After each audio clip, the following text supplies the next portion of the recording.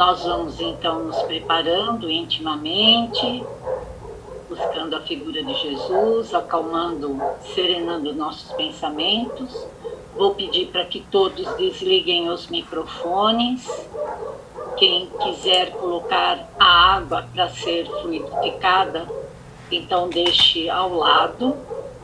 E vamos então nos concentrando e pedindo a Deus e a Jesus que abençoe a nossa reunião, esse encontro, que estamos aqui por meio dessa ferramenta, que agradecemos muito, porque nos auxilia bastante, e que esses bons espíritos responsáveis pelo trabalho possam estar no lar de cada um de nós, nos envolvendo, trazendo os seus fluidos, trazendo a tranquilidade, a paz, a serenidade, para que a reunião da noite seja bastante frutífera, que a Águida receba esses fluidos, essa inspiração, que ela seja bastante feliz em toda o desenvolvimento da palestra,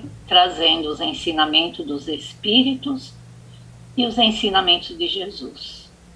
Pai nosso que estais nos céus, santificado, Senhor, seja o vosso nome, venha a nós o vosso reino e seja feita a vossa vontade, assim na terra como nos céus. O pão nosso de cada dia dá-nos hoje, perdoa, Senhor, as nossas dívidas, assim como perdoamos os nossos devedores, e não nos deixes cairmos nas tentações do mundo, porém livra-nos de todo mal. Que assim seja. Poema Deus, vós que vos revelais pela natureza, vossa filha e nossa mãe, reconheço-vos eu, Senhor. Na poesia da criação, na criança que sorri, no ancião que tropeça, no mendigo que implora, na mão que assiste, na mão que vela, no pai que instrui, no apóstolo que evangeliza. Deus, reconheço-vos eu, Senhor. No amor da esposa, no afeto do filho, na estima da irmã, na justiça do justo, na misericórdia do indulgente, na fé do ímpio, na esperança dos povos, na caridade dos bons, na inteireza dos íntegros. Deus, reconheço-vos eu, Senhor, no estro do vale, na eloquência do orador, na inspiração do artista, na santidade do moralista, na sabedoria do filósofo, nos fogos do gênio. Deus, reconheço-vos eu, Senhor, na flor dos vergéis, na relva dos vales, no matiz dos campos, na brisa dos prados, no perfume das campinas, no murmúrio das fontes, no rumorejo das franças, na música dos bosques, na placidez dos lagos, na altivez dos montes, na amplidão dos oceanos, na majestade do firmamento. Deus, reconheço-vos eu, Senhor, nos lindos antélios, no íris multicolor, nas auroras polares, no oxigênio da lua, no brilho do sol, na fulgência das estrelas, no fulgar das constelações. Deus, reconheço-vos eu, Senhor, na formação das nebulosas, na origem dos mundos, na gênese dos sóis, no berço das humanidades, na maravilha, no esplendor, no sublime do infinito. Deus, reconheço-vos eu, Senhor, com Jesus quando ora, Pai nosso que estais nos céus, ou com os anjos quando cantam, glória a Deus nas alturas. Eurípides Barçanufo. De novo, boa noite a todos. que aqueles que estejam em convalescença possam ficar bem. E nós vamos retomar o estudo de A Gênese, só rapidamente passando pelo que nós já vimos. Nós lá no começo falamos sobre as adulterações que foram feitas na Gênese logo depois do desencarne de Kardec.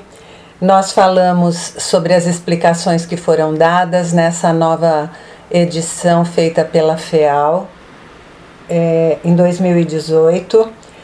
E nós estamos estudando o capítulo 1, lembrando que o capítulo 1 se refere a um opúsculo que Kardec tinha feito, e para que ele não ficasse perdido, separado da obra como um todo, ele introduziu em A Gênese como capítulo 1.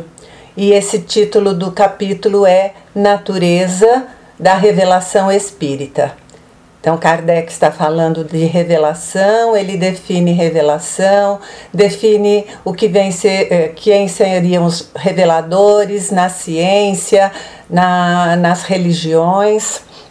Já vê que mais. Aí ele fala, nós já vimos até agora como que ele foi estabelecendo os escritos da doutrina, lembrando que a doutrina ela tem origem divina, pois foi trazida pelos espíritos, mas toda a sua organização e compilação foi feita pelos seres humanos. Então ela é uma obra a 4 mãos.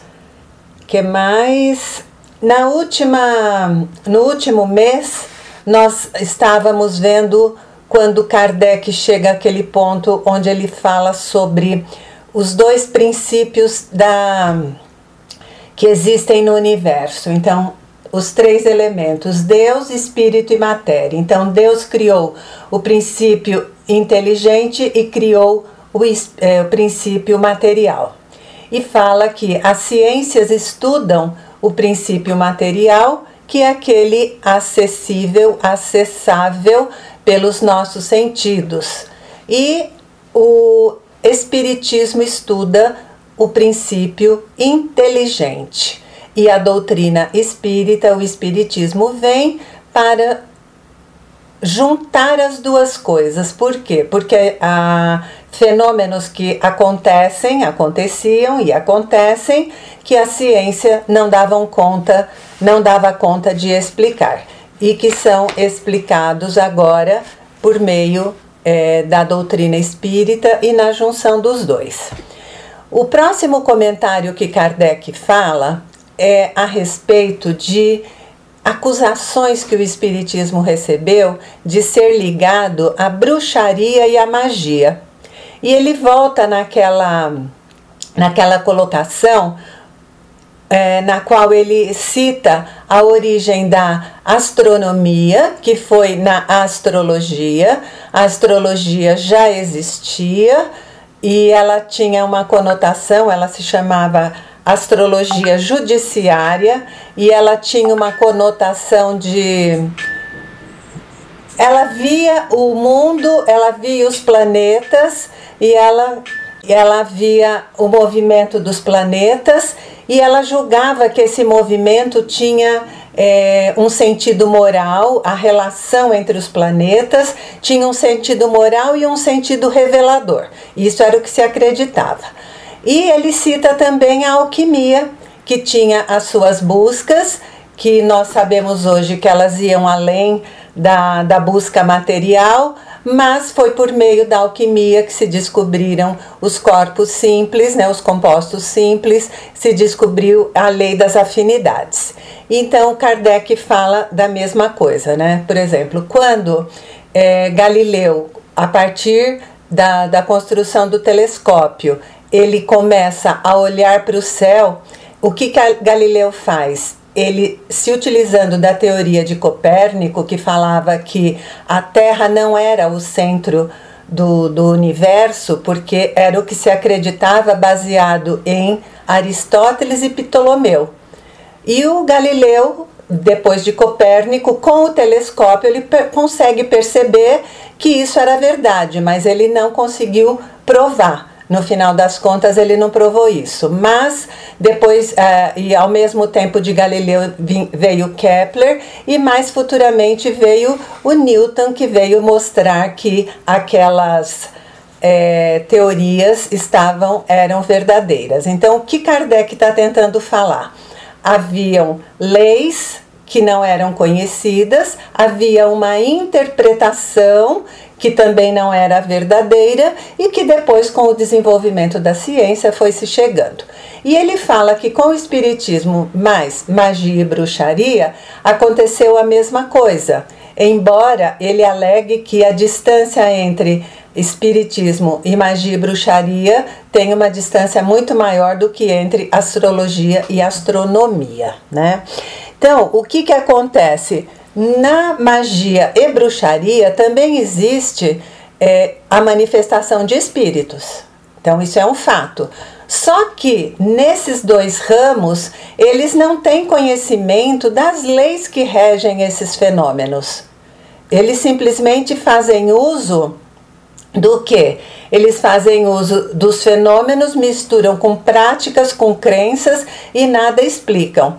E o espiritismo, de maneira oposta, o espiritismo, como nós já vimos, ele é fruto da observação, ele é fruto de estudo. Então Kardec observava os fenômenos e verificava até extrair uma lei, que foi o que nós vimos no mês passado. Então, nada disso tem a ver com magia ou com bruxaria.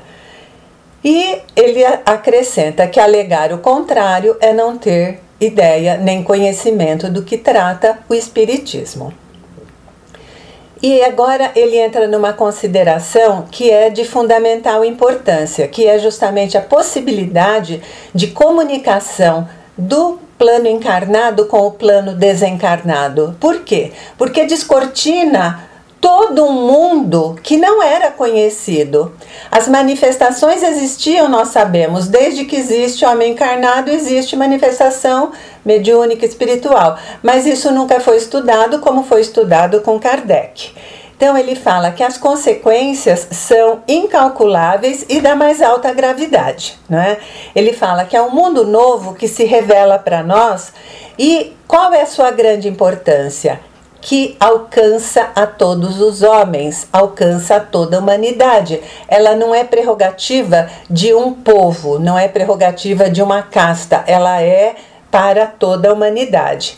E que o conhecimento desse mundo novo, ele pode e deve, né, essa ideia da vinda do espiritismo, né, pode levar a uma profunda modificação de costumes, nos hábitos, nas crenças, o que vai ter uma consequência no comportamento social, nas relações sociais entre as pessoas, ok?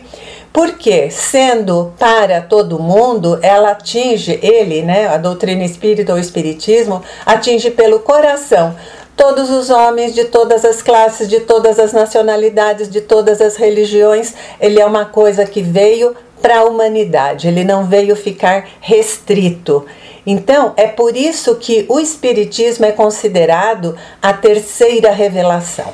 E é o que a gente vai tratar a seguir. Então, começando com a primeira revelação, se formos nos lembrar lá no capítulo 1 do Evangelho segundo o Espiritismo, eu não vim destruir a lei. Lá tem as três revelações, sendo a primeira Moisés, a segunda o Cristo e a terceira o Espiritismo. Então Kardec começa falando da primeira, que é Moisés, e da importância dele. Ele fala que a grande importância de Moisés foi nos trazer a existência de um Deus único. Por quê? Porque havia uma crença disseminada em vários deuses e, em geral, eram deuses materiais ou relativos à matéria, né? Tinha trovão, tinha o raio, uma série de coisas, e esse é o primeiro Deus de caráter espiritual, né? Embora se tivesse aquela... Eu não sei se é dessa época, né, mas sempre tem aquela colocação de ser antropomórfico, né, um Deus que fosse um senhor idoso de barbas e etc. Mas ele tinha uma essência espiritual, não era material. Então esse Deus, ele era único, soberano, Senhor e Criador de todas as coisas. Moisés promulgou a lei do Sinai, que são os 10 mandamentos, ok? E ele assentou essa fé, né, como uma verdade que acabou sendo disseminada.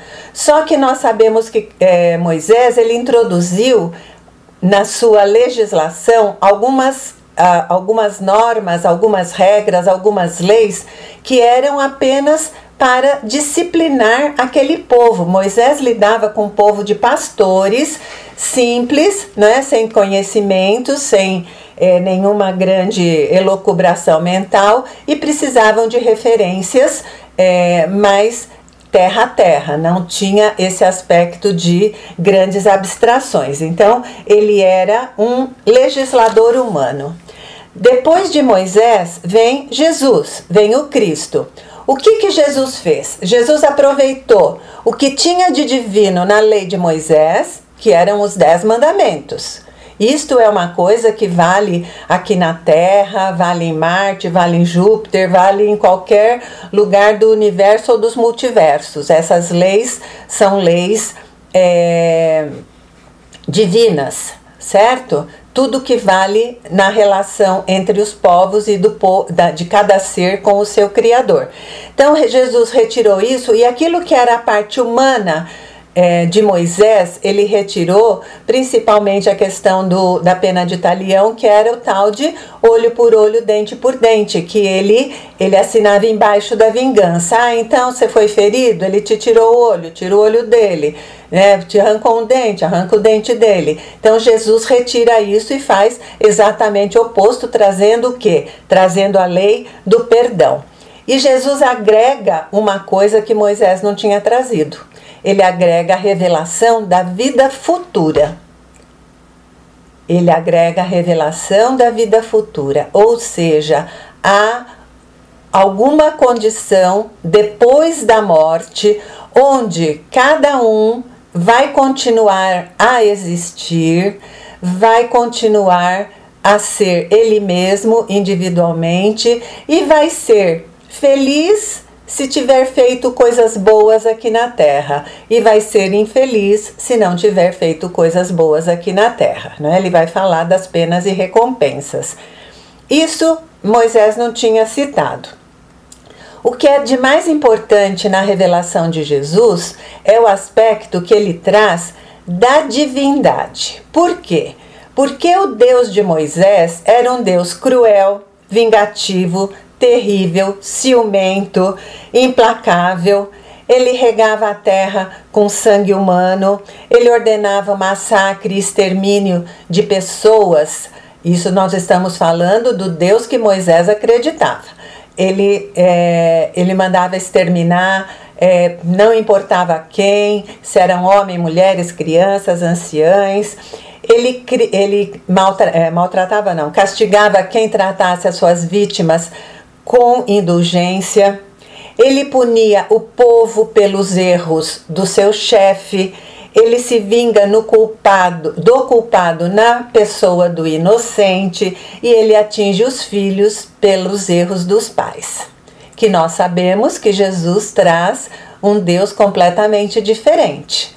Jesus, o Cristo, ele traz o quê? A ideia de um Deus clemente, de um Deus bom, de um Deus generoso, de um Deus soberanamente justo, pleno de mansietude, de misericórdia, aquele que perdoa o pecador que se arrepende. Ele vai dar a cada um segundo as suas obras. Então veja, uma diferença até polarizada, né, para o outro extremo mesmo. Então, ele não é mais o Deus de um só povo privilegiado, aquele Senhor dos exércitos que comanda o seu povo para acabar com o povo de um outro que acredite num outro Deus, né?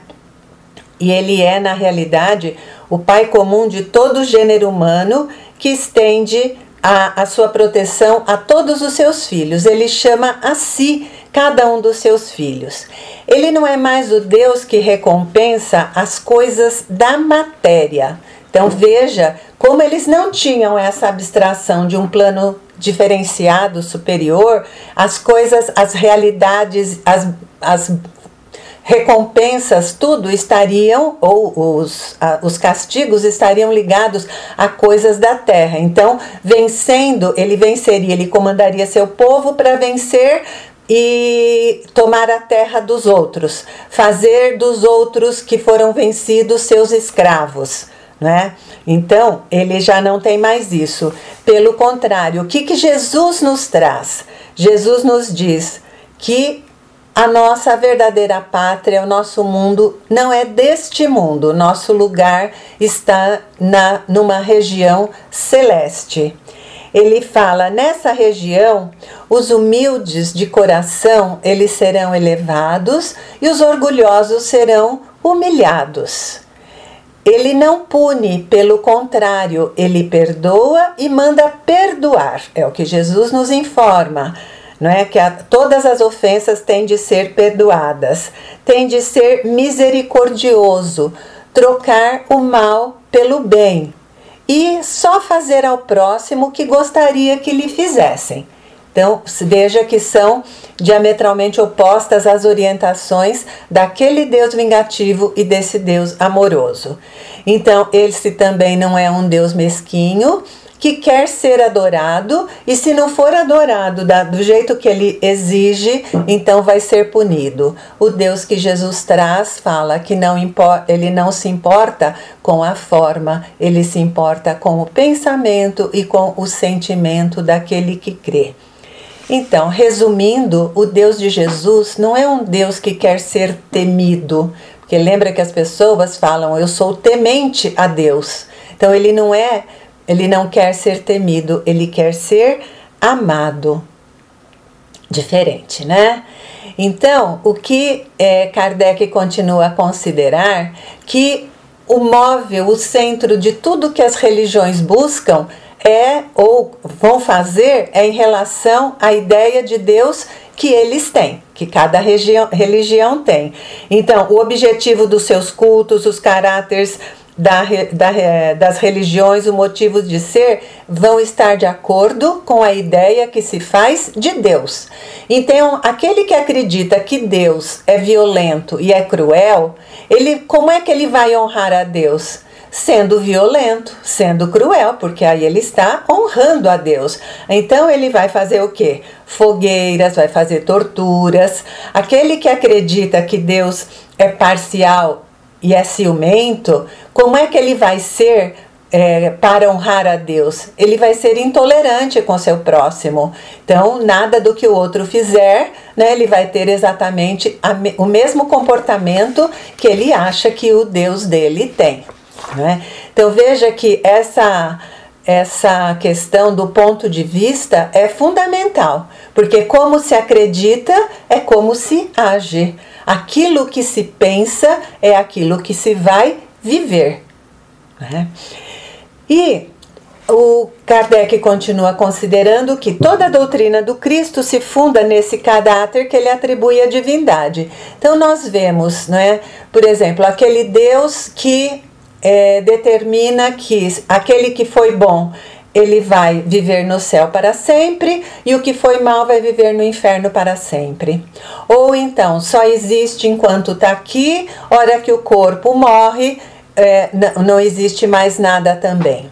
Então, esse Deus, como nos traz Jesus, ele é um Deus misericordioso, que ele não quer que a sua criação desapareça e nem quer que a sua criação seja eternamente sofredora. O que ele vai fazer? Ele vai dar todas as oportunidades que forem necessárias para que esse seu filho se recomponha, para que a sua criatura esteja e viva de acordo com aquilo que são as suas leis, ok? Então, como ele fala, como ele é imparcial, soberanamente justo e bom, não é? a condição de Deus, ela vai se referir a quê? Nós vamos ter o amor de Deus, mais a caridade para o próximo. Então, amor a Deus e a caridade com o próximo vai nos dar o quê?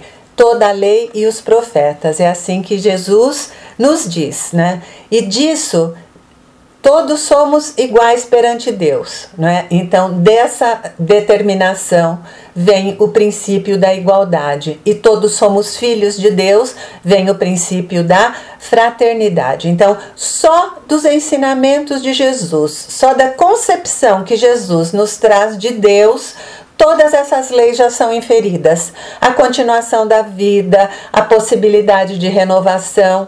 Ele diz depois, que ele não foi claro sobre isso, mas que o Consolador viria esclarecer. Mas a gente, adiantando, né, já vê que ele fala da reencarnação, da pré-existência da alma, da pós-existência da alma, da fraternidade universal, da igualdade universal, que são pontos que fazem toda a diferença, né?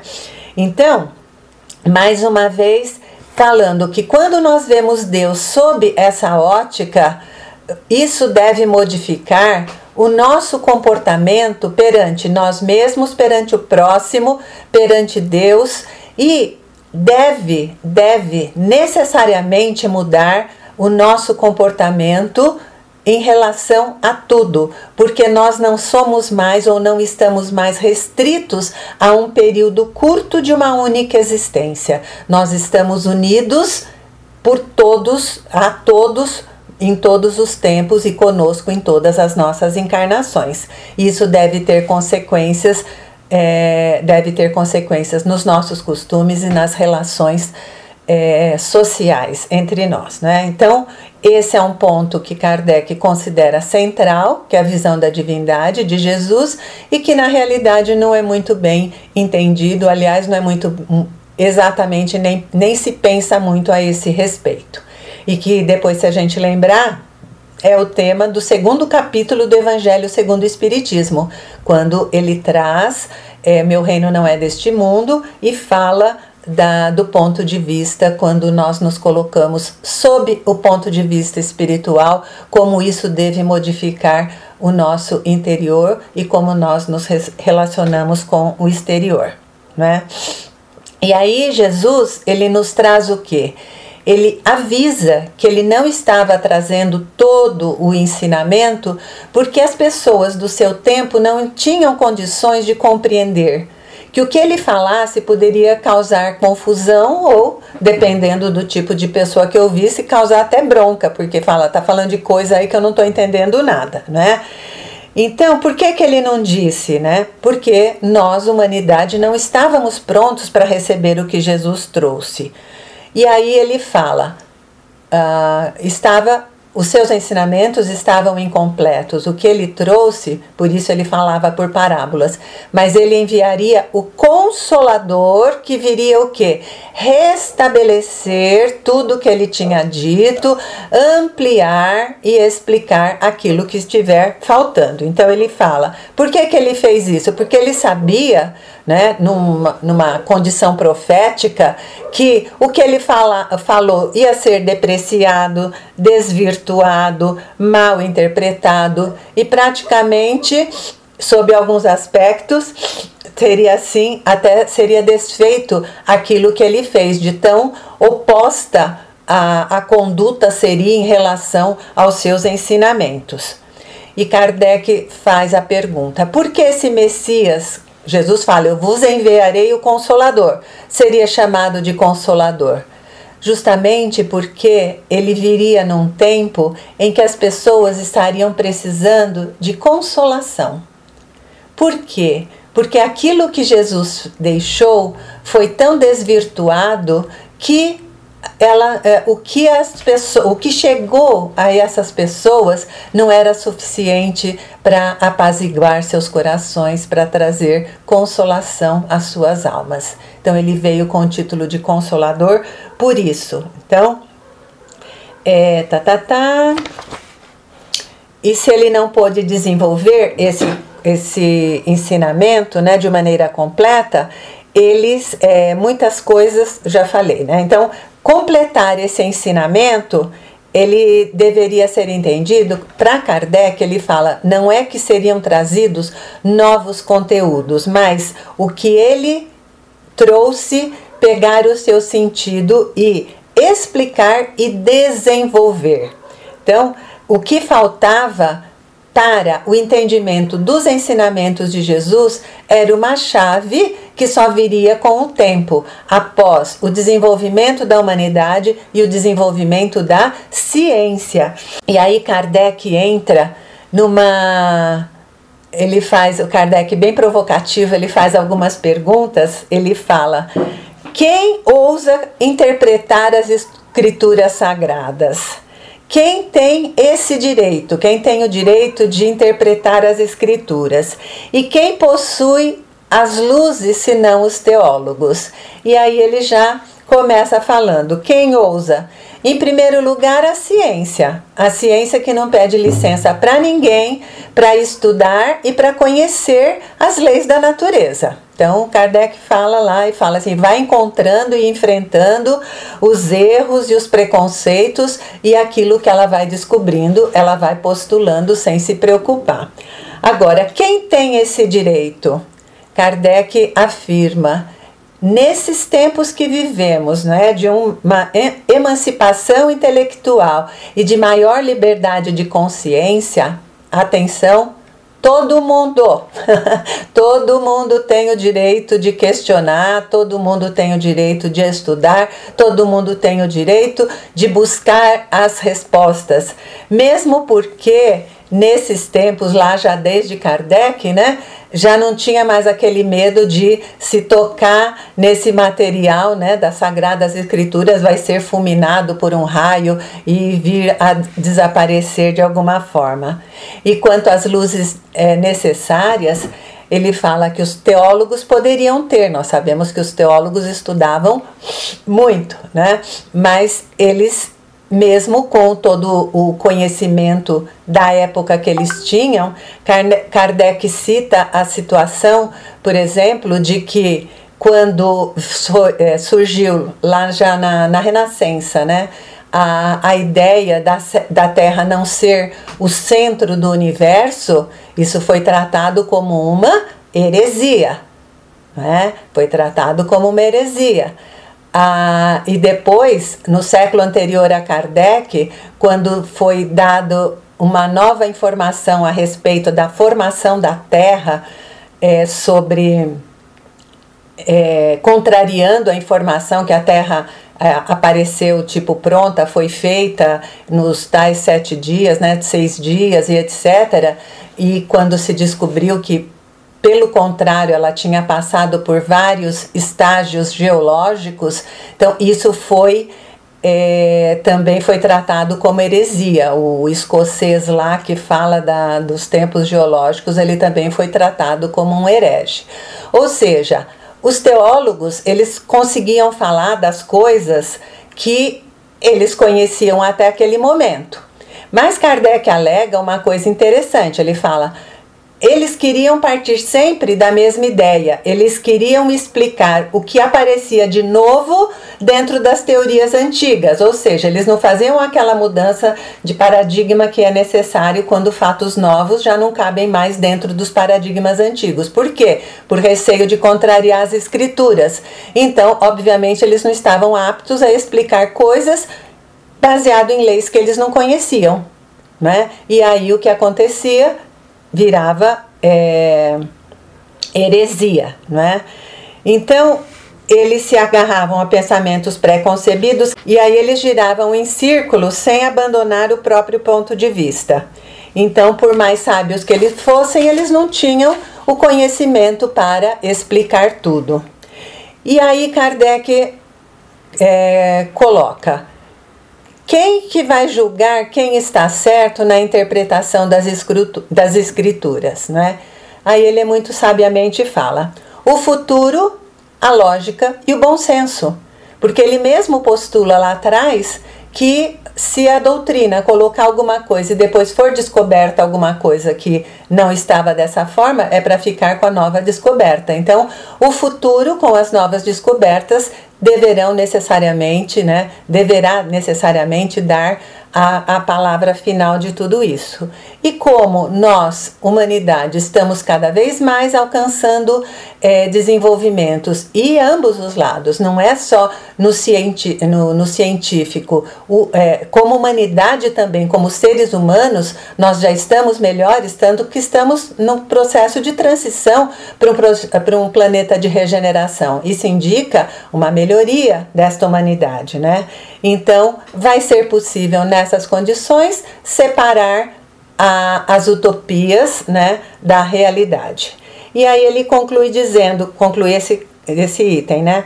A ciência faz conhecer algumas leis, o espiritismo permite conhecer outras, e todas são indispensáveis para a compreensão dos textos sagrados, e não apenas das escrituras. E ele cita, inclusive, desde Confúcio, Buda, Jesus, o Cristo. Então, tudo que já existe, ele vai ser descoberto, estudado e trazido à luz para a utilização de todos por meio da ciência, que lida com a parte do princípio espiritual, e com o espiritismo, que lida com a parte do princípio espiritual.